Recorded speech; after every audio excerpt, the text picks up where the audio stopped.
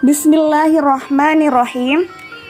Assalamualaikum warahmatullahi wabarakatuh.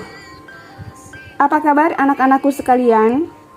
Anak-anak hebat, anak-anak generasi abad 21, agen pembaharuan. Alhamdulillah, pada kesempatan kali ini kita akan bersama-sama melaksanakan pembelajaran melalui tayangan video berikut ini. Pada kesempatan kali ini, Ibu akan memaparkan materi bertemakan ibadah puasa membentuk pribadi yang bertakwa. Ini merupakan salah satu materi yang ada di kelas 8 pelajaran Pendidikan Agama Islam dan Budi Pekerti. Oke, selanjutnya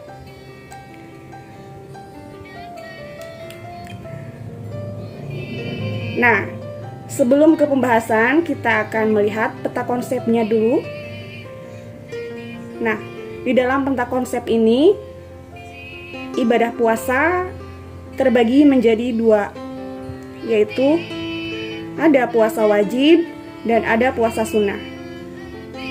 Puasa wajib terbagi menjadi 4 bagian, yaitu puasa Ramadan, puasa qadha, puasa nazar, dan puasa kifarat. Sedangkan puasa sunnah, di antaranya yang akan dibahas dalam pembelajaran kali ini adalah puasa Syawal, puasa Arafah, puasa Senin dan Kamis. Sebenarnya masih banyak untuk puasa sunnah, nanti kita akan eksplor dalam pembelajaran lebih luas lagi. Kemudian, di samping itu, ibadah puasa memiliki ketentuan dalam melaksanakannya. Nanti ini juga kita akan bahas dalam diskusi yang akan dilaksanakan pada kelompok-kelompok yang sudah dibagi. Dari kedua jenis puasa ini, pada akhirnya diharapkan membentuk pribadi yang bertakwa. Bagaimana pribadi yang bertakwa itu? Yaitu yang memiliki sifat mulia.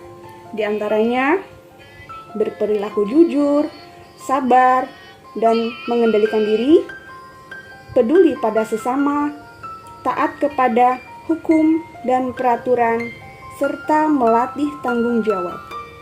Nah, berdasarkan peta konsep yang sudah dibahas tadi, maka ruang lingkup materi pada tema ibadah puasa membentuk karakter pribadi yang bertakwa, diantaranya itu 1.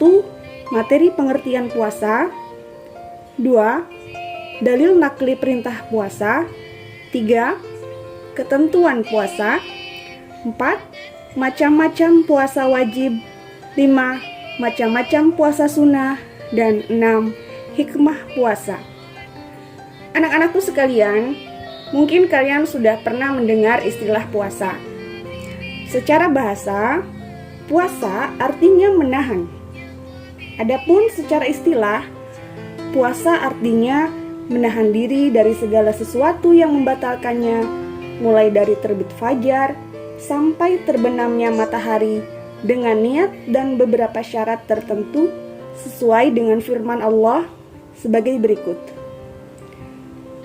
Wa kulu washrabu hatta yatabayyana lakumul khaytul abyadu minal khaytil aswadi minal fajr. Artinya, makan dan minumlah sehingga jelas bagimu perbedaan antara benang putih dan benang hitam, yaitu fajar. Quran Surat Al-Baqarah ayat 187. Berkaitan dengan dalil puasa, di dalam Quran Surat Al-Baqarah ayat 183 disebutkan, A'udzubillahi minasyaitonirrajim, Bismillahirrahmanirrahim, Ya ayyuhalladzina amanu kutiba alaikumus syiyamu kama kutiba alal ladzina min qablikum la'allakum tattaqun.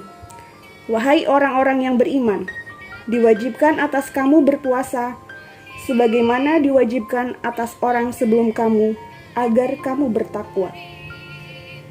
Ketentuan puasa. Yang pertama, syarat wajib puasa. Orang Islam berkewajiban untuk melaksanakan puasa apabila memenuhi syarat sebagai berikut, yaitu berakal, baligh, dan mampu berpuasa. Kemudian yang kedua, syarat sah puasa. Di samping syarat wajib, ada syarat lain agar puasa kita menjadi sah, antara lain beragama Islam, mumayyiz, yaitu sudah dapat membedakan mana yang baik dan mana yang tidak baik.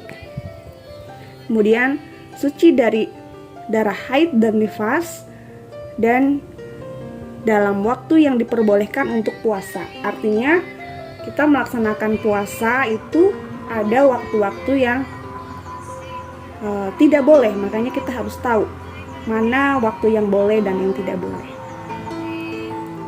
Kemudian yang ketiga, rukun puasa. Rukun puasa diantaranya yang pertama, niat untuk berpuasa, kemudian menahan diri dari segala sesuatu yang membatalkan puasa, dari terbit fajar sampai terbenamnya matahari.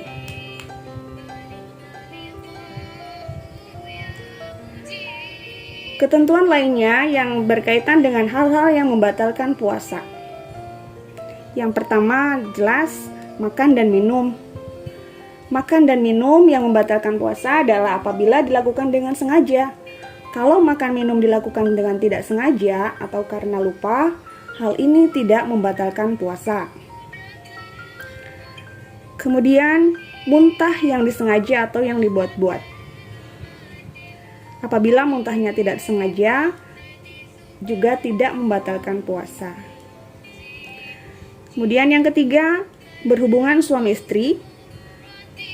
Orang yang melakukan hubungan suami istri pada siang hari di bulan Ramadan dapat membatalkan puasanya, dan mereka juga wajib mengganti puasa itu serta harus membayar kifarat atau denda.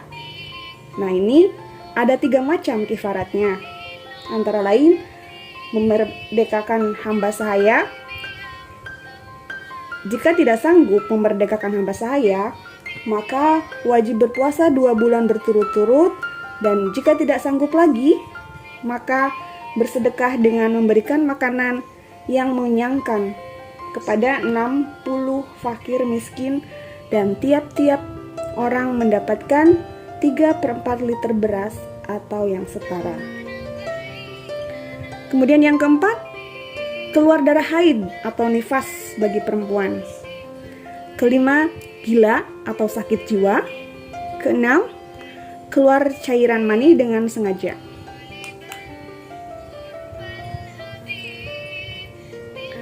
Ketentuan lain yang kelima yaitu hal-hal yang di dalamnya disunahkan dalam berpuasa. Nah, orang-orang yang sedang berpuasa itu disunahkan untuk melakukan hal-hal sebagai berikut. Yang pertama, berdoa ketika berpuasa, kemudian memperbanyak sedekah, sholat malam, termasuk sholat tarawih dan tadarus atau membaca Quran. Dan masih banyak lainnya kegiatan yang disunahkan dalam berpuasa, tentunya berkaitan dengan amal soleh. Di samping itu juga ada beberapa hal yang mengurangi pahalanya puasa. Hal yang dapat mengurangi bahkan menghilangkan pahala puasa diantaranya adalah semua perbuatan yang dilarang oleh agama Islam. Contohnya, membicarakan kejelekan orang lain, berbohong, mencaci maki orang lain, dan sebagainya. Jadi perilaku yang membuat kita akan berkurang pahalanya, kita harus hindari.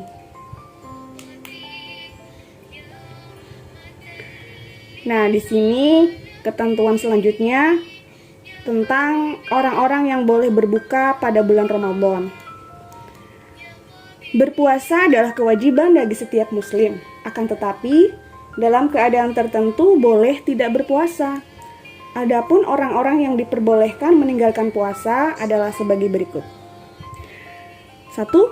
Orang yang sedang sakit dan tidak kuat untuk berpuasa, atau apabila berpuasa dia sakitnya semakin parah, namun nanti dia harus menggantikannya di hari lain apabila sudah sembuh nanti.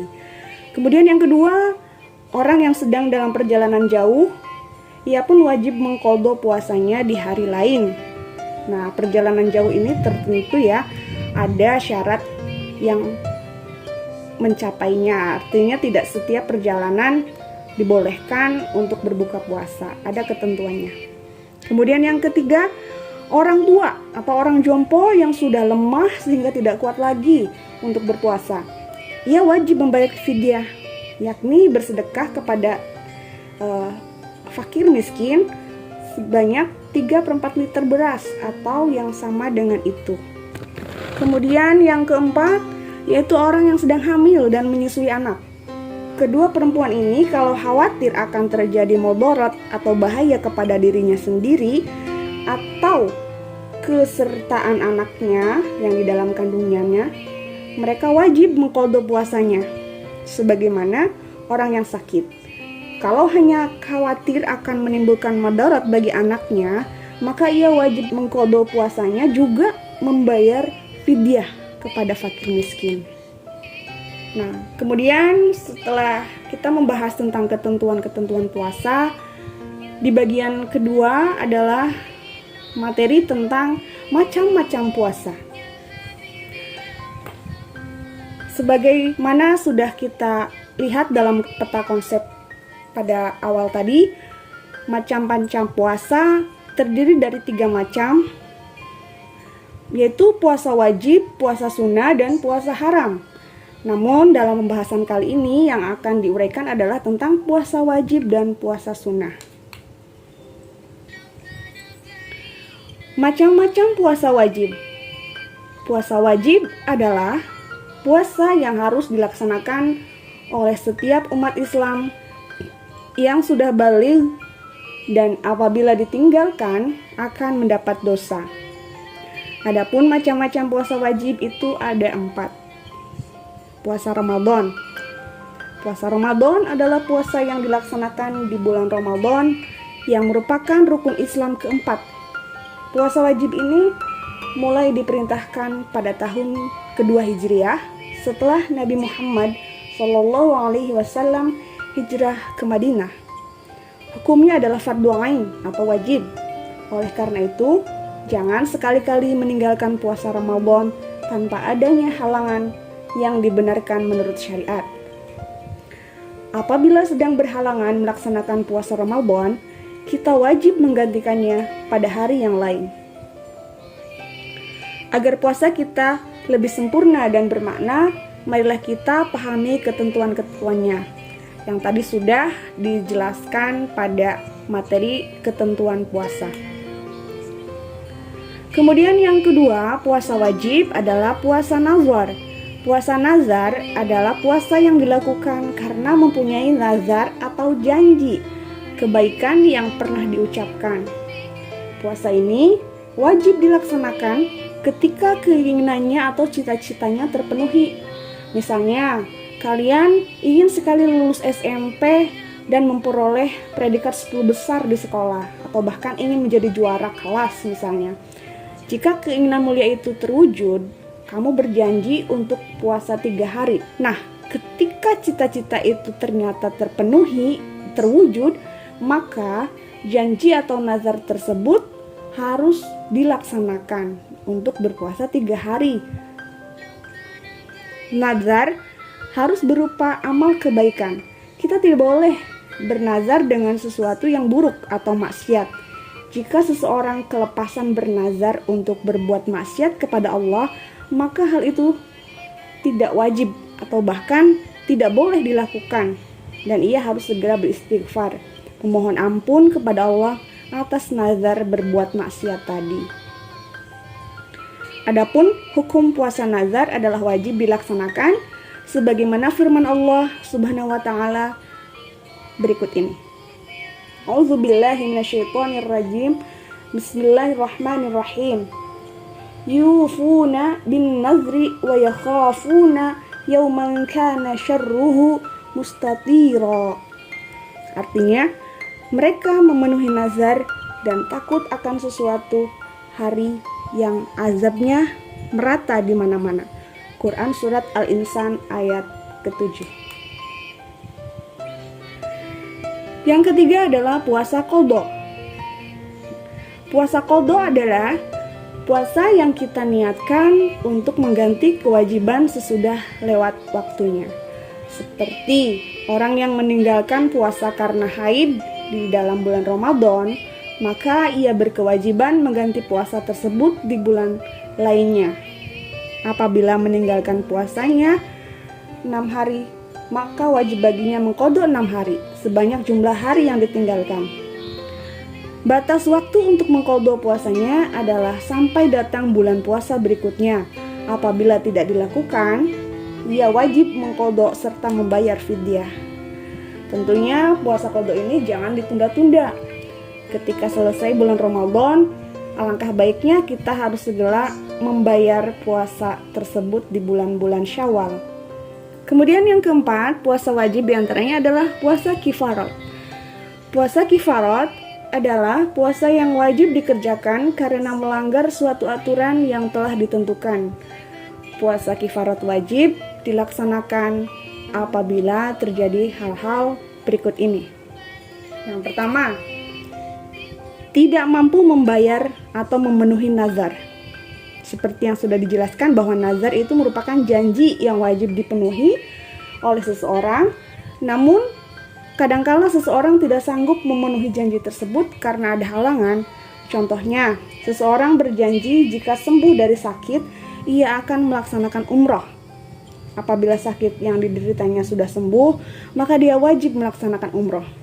Namun, saat itu dia belum mempunyai ongkos untuk pergi umroh, maka dia boleh menggantinya dengan membayar fidyah kepada 10 orang miskin, dan tidak mampu membayar fidyah, dia wajib berpuasa selama 3 hari.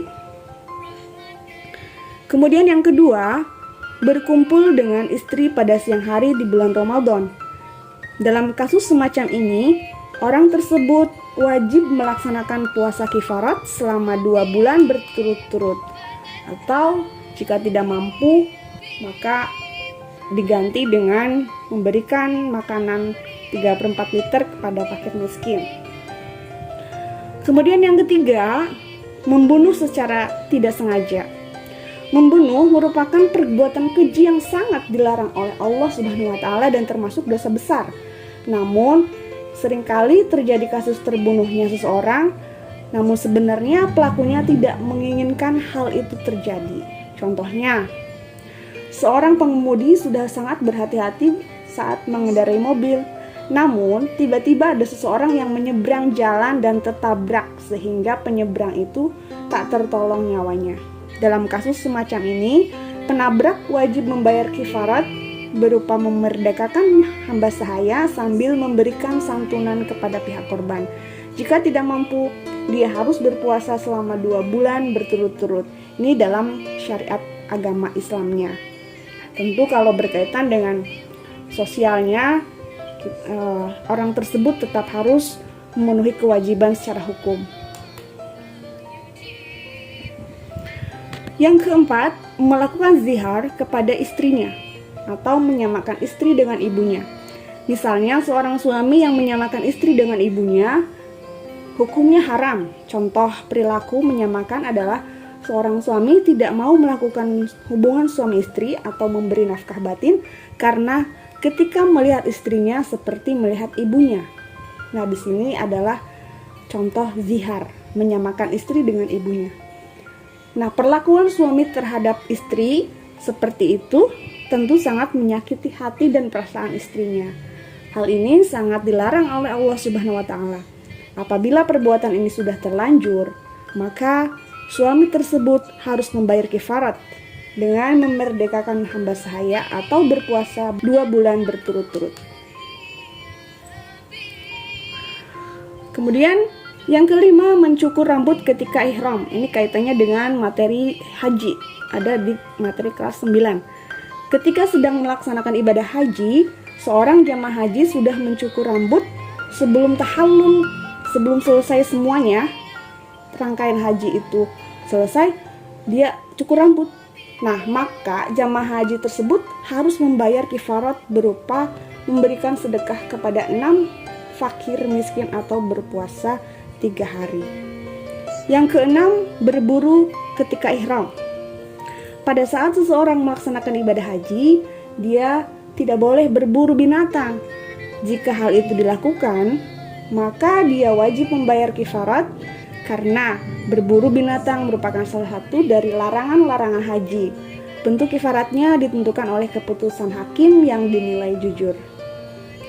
Kemudian yang ketujuh, mengerjakan haji dan umroh dengan cara tamattu atau qiran juga. Dalam hal ini, orang yang melakukan haji dan umroh secara tamattu atau qiran membayar denda sebagai berikut, yaitu menyembelih seekor kambing yang pantas untuk berkurban. Apabila tidak sanggup memotong kambing, ia wajib melaksanakan puasa selama 10 hari. 3 hari ia kerjakan di saat di tanah haram, paling lambat pada hari raya haji, dan 7 harinya wajib dilaksanakan sesudah ia kembali ke tanah air. Nah, jadi 3 hari dia puasa di tanah haram, 7 harinya ketika sudah pulang ke Indonesia.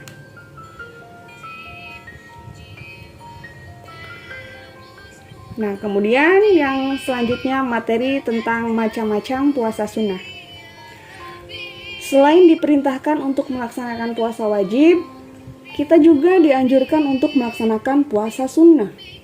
Cara mengerjakannya sama seperti melaksanakan puasa Ramadan, yaitu dimulai dari terbitnya fajar sampai terbenamnya matahari. Dalam pelaksanaannya, puasa sunnah ini dikaitkan dengan bulan, hari, dan tanggal. Jadi puasa sunnah ini apabila dikerjakan akan mendapatkan pahala, namun apabila tidak dikerjakan juga tidak mendapat dosa.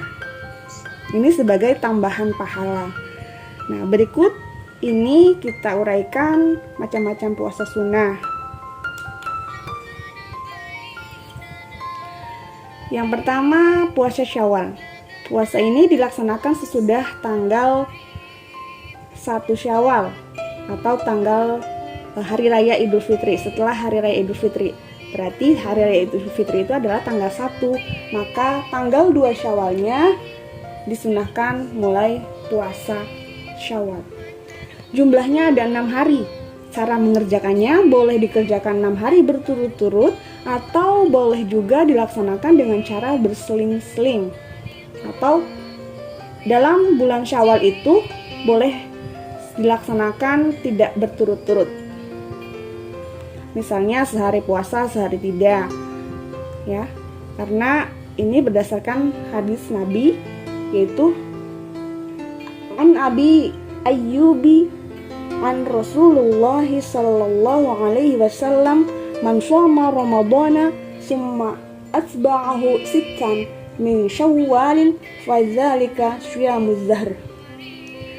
Artinya, dari Abu Ayyub dari Rasulullah Shallallahu Alaihi Wasallam berkata, barang siapa berpuasa Ramadan kemudian mengikutinya dengan puasa 6 hari di bulan Syawal, maka yang demikian itu pahalanya seperti puasa setahun.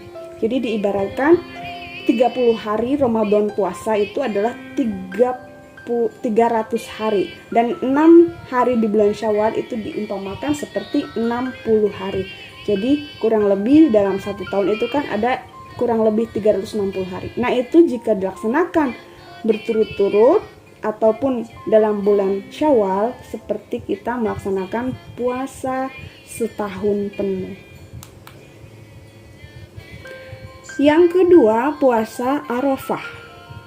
Puasa Arafah yaitu puasa tanggal 9 Zulhijjah menjelang Hari Raya Idul Adha. Sebenarnya puasa Arafah juga bisa diiringi dari puasa Tarwiyah tanggal 8 Zulhijjah. atau bahkan banyak juga yang melaksanakannya dari mulai tanggal 1 Zulhijjah. Tapi yang sering populer dilaksanakan adalah puasa Arafah ketika para jemaah haji wukuf di padang Arafah.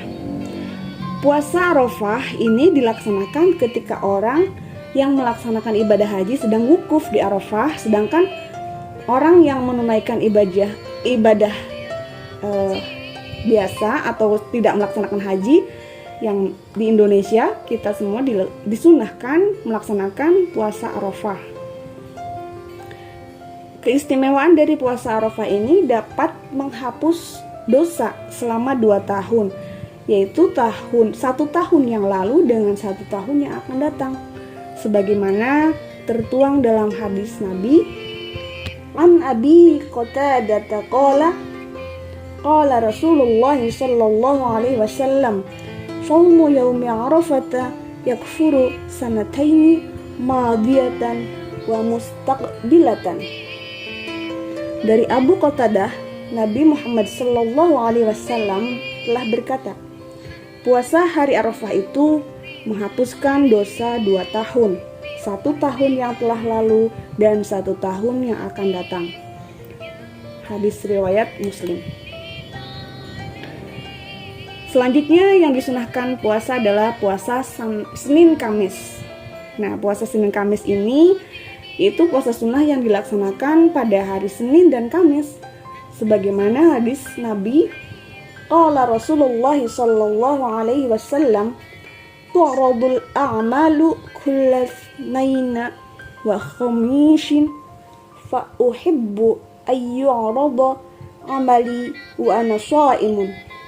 Artinya, Rasulullah sallallahu alaihi wasallam bersabda, ditempatkan amal-amal umatku pada hari Senin dan Kamis, dan aku senang amalku ditempatkan, maka aku berpuasa.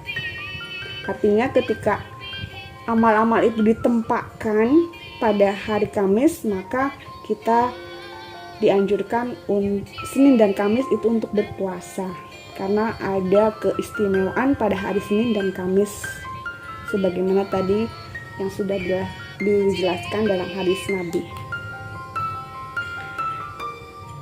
Nah, di samping puasa-puasa sunnah, kita juga harus tahu bahwa ada beberapa waktu kita tidak boleh atau haram berpuasa. Allah itu maha adil dan maha bijaksana. Dalam waktu-waktu tertentu kita dilarang berpuasa. Jadi sebelum melaksanakan ibadah puasa sunnah, kita harus tahu dulu ada hari yang tidak boleh, yaitu diantaranya hari raya Idul Fitri dan hari raya Idul Adha. Kemudian hari Tasyrik, yaitu tanggal 11, 12, dan 13 Dzulhijjah. Jadi 3 hari setelah Idul Adha itu tidak boleh berpuasa, karena itu waktunya untuk berkurban. Kemudian adalah hari yang diragukan, misalnya apakah sudah tanggal 1 Ramadan atau belum. Nah, makanya biasanya untuk memulai puasa Ramadan, kita dianjurkan untuk mengikuti anjuran pemerintah dan pihak yang berwenang. Dalam hal ini adalah Kementerian Agama, untuk menentukan bahwa besok tanggal 1 Ramadan atau bukan. Jadi istilahnya ada sidang isbat, sidang untuk menetapkan tanggal 1 Ramadan atau bukannya. Kita harus melihat dari pemerintah dan Kementerian Agama. Nah, demikianlah paparan materi yang bertemakan ibadah puasa membentuk pribadi yang bertakwa. Baik anak-anak, setelah kita